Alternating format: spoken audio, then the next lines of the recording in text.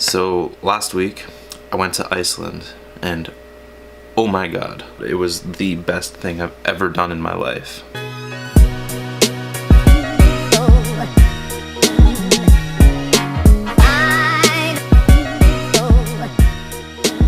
The trip was supposed to be from last Wednesday to the following Thursday, so tomorrow, but considering that it's Wednesday right now, and given the title of this video, it's safe to assume things did not go to plan.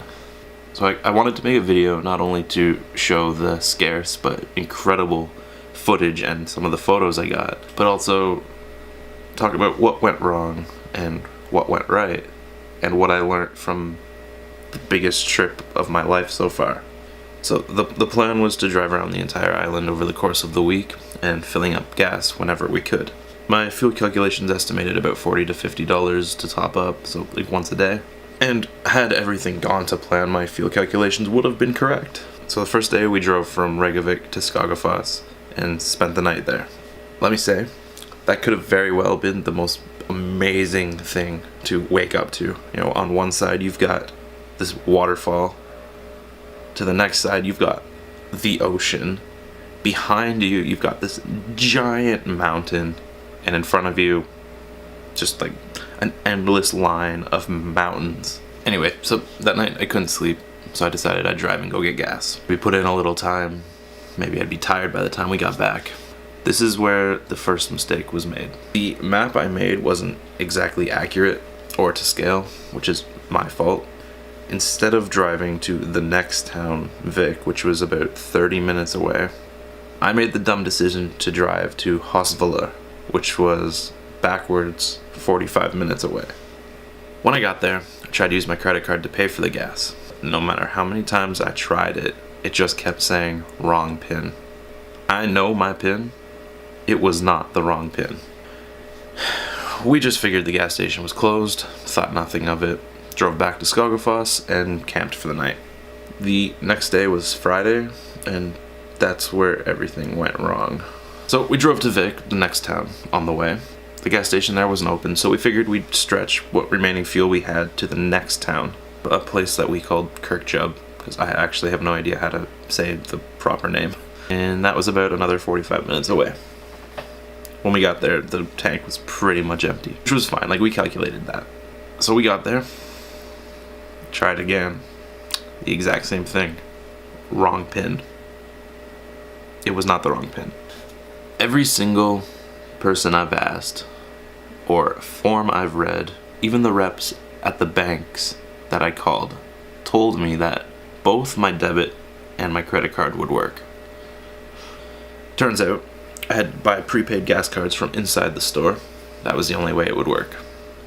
So, go to do that. Debit card didn't work. Credit card was locked from too many invalid PIN uses. My brother had some cash, so he bought a gas card so we could figure out what to do next. From here, I made the expensive decision to turn on my roaming and call my bank, completely freaking out, being like, what is wrong? Why isn't this working? They told me that, yeah, my card had been locked from too many invalid PIN uses, which was total bull, and that I had to find a major bank to reset my PIN. Not only do I not know what a major bank is classified as in Iceland, I wouldn't even know where to find one.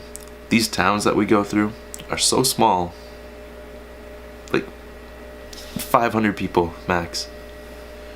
I don't even think they have banks. So from here we had two choices. Either we continue on our plan and go towards Hoffen, which was a big city, like the next biggest city, or we drive back towards Hosvöllr, where we knew there was bound to be a bank. We drove backwards. So we get there, figure it all out, everything's fine, my credit card works, awesome. At night we camped at the base of a giant mountain. It was so cool. This is where the trip officially got scrubbed. The short story is that we just ran out of money. I didn't calculate in my plan that the primary plan, the backup plan, and the backup to the backup plan would fail all at the same time. I didn't plan on driving an extra tank and a half worth of gas. So my brother and I were incredibly exhausted and stressed out and just upset with everything that had happened. But when I asked my brother to share his thoughts, he blew up on me. He was blaming everything that happened on me, saying that everything was my fault. And he even started getting very physically violent. It was clear that we were not lasting another 6 days together in a car. So instead of sleeping, I drove all the way to Hoffen, called my mom, rebooked our flight for the Monday, and we were scrubbed. So we spent the weekend driving back to Reykjavik. And that actually was the best part of the trip. Not because we were driving home, but because we weren't stressed anymore. We knew we had the gas to get back, and everything was fine. So now I'm back, and I'm incredibly depressed about it. That's what went wrong, but what went right? What were the highlights? Because there were a lot. I got to see for the first time this amazing country, this amazing landscape that I couldn't even comprehend. When we arrived in Reykjavik, I could not comprehend what I was seeing. You see these photographs on Instagram and Google and Facebook and everything, but it's just not the same in the least bit. It's just not the same. You need to go and see it. At that famous airplane crash, I made some new friends, got some really good photos, and while I didn't get half of the footage and photos that I needed, I still got some pretty cool stuff. What did I learn? And your brother, or whoever you travel with, agrees to pay for half of everything. Collect that half before you go. I think, I'm not blaming him or anything, but I think that's where a lot of it went wrong. I was missing half of the money I should have had for that trip. Also, drastically overestimate your expenses. That way you know how much to save. I'm definitely going back. Hopefully soon. I have to go back. I love this place. But I think next time I go, I'll either go alone or with a bunch of photographers. I almost forgot. So, this is the airport. On the way to Reykjavik, I met Chris Howe.